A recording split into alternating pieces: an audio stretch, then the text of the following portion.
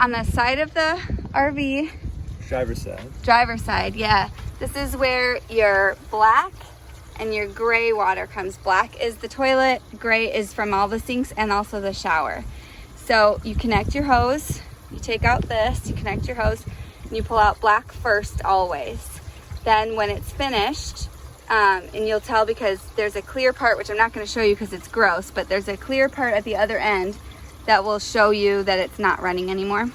Then you push this all the way back in and you pull this one out, and then the gray water will kind of flush the tube. When you're finished using the RV, you want to flush it, which is what we're doing right now. So we've got the water connected and it's on passenger side connected here. This is the tank flush. So we just have this running. You're supposed to run it for about 10 minutes and then it forces all of the yucky black water to be clean. And after you start the black, it's good to do this little trick that Jesse figured out. Is after it kind of looks like it feels like it's empty or it's not draining as much, then you kind of lift up the hose like this all the way down to this part, and that just kind of moves everything down to the bottom and stuff like that. You can do that with after you do the black, or the best time is after you do the gray, because the gray is like the last one that flushes through, and the gray water that's just the kitchen water will wash all that poo through, so the hose is pretty much cleanish. Mm-hmm. When you connect to the water, this is like a water pressure regulator thing, and most of the time it's low or it's in green. It's never in the high for me that I've ever seen, but this is supposed to regulate it so it doesn't do too much PSI shooting into your tanks. So when you stop at an RV park, you connect it here at the back. That's the city water connection. And this is a food grade hose. It's only ever used for water. And then here's where your electric gets plugged in. And then if you are interested in doing TV, you'd have to get a cord for that. And it's only at certain RV parks, but we haven't done that. But then when you connect your electric, it goes back to this thing. And ours is 30, which is this outlet. So once you plug it in, then you look up and you make sure that yours is on. And there's also 20 or 50, and we've got an adapter also from 30 to 50. So some of the parks only have 50, and then you can still plug in there, which is good. Right now our water is not connected to city water. It's actually connected on the other side, which is the tank flush, and that's to clean out the toilet. The city water is for while you're at the park to use that water and not use what's in your tank. This water up here is your drinking water that you want to fill up before you leave. But while you're at the park, usually you just connect it to this one. Tell me when you're ready. Hey. Ready. So this is how you hook up, they call it shoreline power if you're ever reading online and stuff like that. It just means you got like a box and you can plug in and stuff like that. So we got 2 cords in the RV. We got 1 extension cord in case it's, the box is kind of far. But usually all you need is this really long one. It's pretty cool.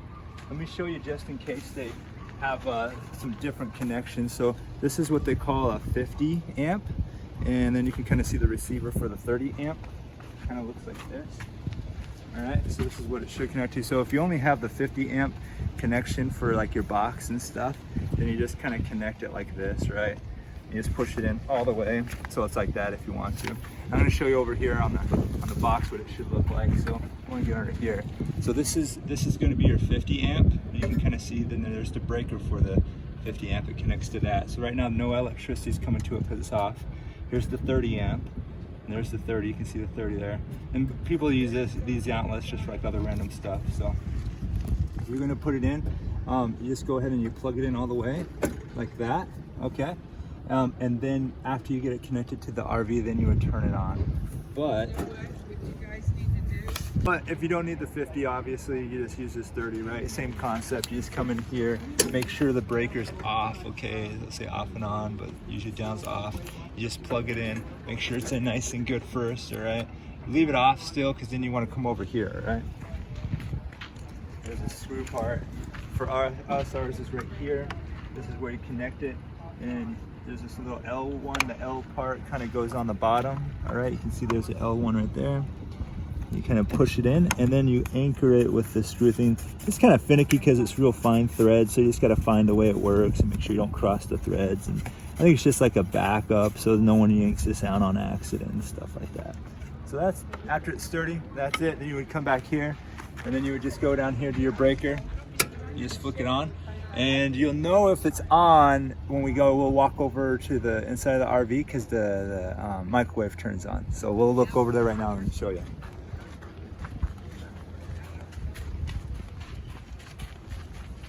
Let's see. And you should see the numbers up on the top. There you go. That means you got power. Now that means every single outlet, every single light can turn on, and you're not going to be using your batteries, which are underneath here, you know, because you got battery power and stuff like that for some things. But now once you're plugged into shore power, then you're good. You can use everything. It's going to just suck off that instead of off your batteries. And it recharges the batteries? Yes. And it recharges the batteries a little bit, so if you get kind of low, you don't have to turn on your generator all the time. You can just plug in a shore power, it'll turn everything back on. Yeah, it won't be low at all if it's plugged in. Yeah. Black is finished, so I pushed black back in and I pulled out the gray. So this is all soapy water now that's going down from the sinks and the showers, and it goes straight in there. You're not always this close to it, but this is pretty long, and there's also an extender which is in one of the other storage compartments that you could extend if for some reason you were really far away. So now you got your gray all done. It's kind of just trickling now. So kind of what you want to do, make sure you get all the water out, otherwise this stuff is going to fly everywhere. Yeah, I mean, because it flushes all the poop, I mean, you still got some stuff in there, right? So a couple things you want to do, when it's going real hard, it's like flushing, you know, like the gray's coming out real quick, you do want to shake it a little bit. What that does, it kind of like throws the water high and gets the poop it got on top a little bit better. And so you usually shake it like this all the way down while you're holding it, and then that will kind of just help get like the little bits. So now that we're done though, with the gray and it's all done, instead of shaking, what you want to do is just kind of lift it up. You do want to keep your hand on here, it can kind of fall out, but it's pretty down in there, pretty good, but just be aware of that. You want to work your way down, lifting that up, and that just gets the last little trails of the water, so it's pretty much empty inside the hose now. So he just put the drain plug back in, and then those two latches on the bottom and the top are to secure it into place. Just like that. Yeah. And then see, give it a tug on the thing so they can see that it doesn't come out. See? Then it's super secure.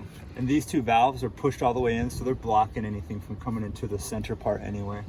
So, and there'll be a little water here, don't worry about it. This is all plastic, it usually evaporates and stuff like that. If you get a whole bunch, there's like this white thing right here that you can unscrew and let it all come out and everything. So don't stress it if it leaks out right there. Propane, so this is just like the main tank that kind of goes. Propane in our thing, it can power the fridge, or you can do electric. And then it also does the stove, right? Yeah. Yeah, nothing else is propane in our RV. If you look here, this will tell you how much it is, how much you're full, all the way down to a quarter and stuff like that. This is the main valve over here, and so this is where you'll turn it on and off. This is just for the main. All right, so we're going to turn it off because we're storing it, so you can barely see it. But if you look real close, it says close. Arrow's this way, open. Arrow is the other way, and so we're just going to close it, turn it clockwise. Righty-tighty. Righty-tighty, kind of tighten it, right? You're tightening the valve so it doesn't come from the tank out into the RV anymore. Let's make it nice and tight. And then if you ever need it filled, this is where they'll kind of like work on it and stuff like that. So if you're ever pulling up to get it filled, because it's getting low, just remember passenger side is the propane, but you'll know because there's a big old sticker that says propane. So that's it.